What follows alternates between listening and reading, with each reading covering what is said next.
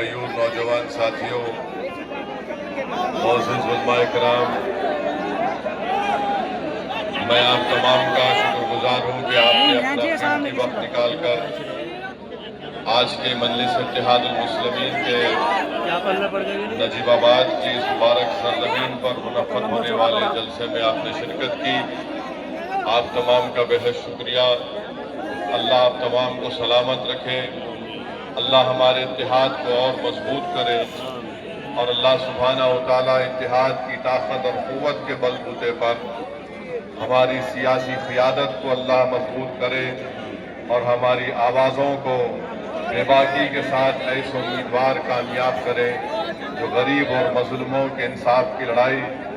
آنے والے اتر پردیش کے ویدھان سبھا میں جا کر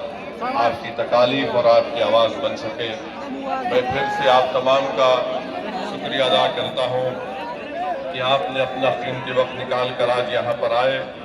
شہ نشین پر تشریف فرما جناب عارف صاحب، شاہد صاحب، محفوظ صاحب، شمشاد صاحب، سردار صاحب، عمران صاحب، طاہر ملک صاحب، اور اس جلسے کے کنوینر میرے بھائی جناب آفتاب انصاری صاحب، میں ان کا خاص شکریہ ادا کرتا ہوں، اور ضلع کے پربھاری شہزاد خان صاحب، مہتاب چوہان صاحب، پچھلے کئی دن سلمان حسینی ندوی صاحب تھا، مجید عالم دین تھے، بے باک تھے، اور حق بات کو کہنے سے ڈرتے نہیں تھے۔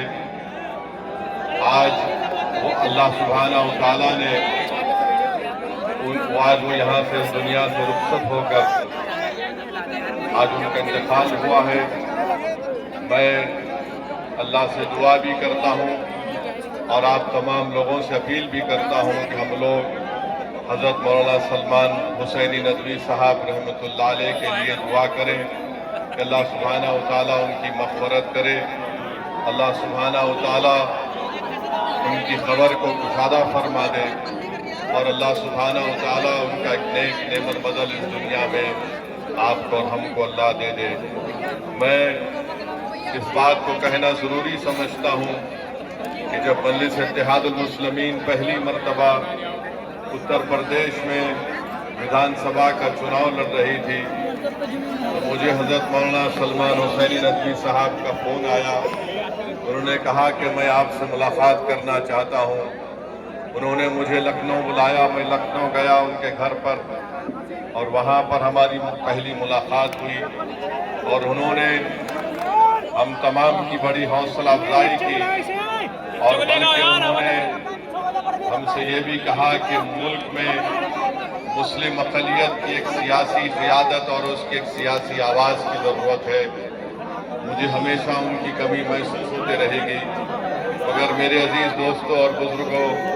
زندگی کی سب سے بڑی حقیقت یہ ہے کہ جو یہاں پر آئے گا اس کو اس دنیا کو چھوڑ کر جانا ہے۔ کوئی آگے ہے تو کوئی پیچھے ہے، ہم اللہ سے دعا ہی کرتے رہیں گے کہ اللہ ان کی مغفرت کرے۔ میرے عزیز دوستوں اور بزرگوں، دوسری اہم بات جو میں آپ کے سامنے رکھنے آیا ہوں، آپ کو اور ہم کو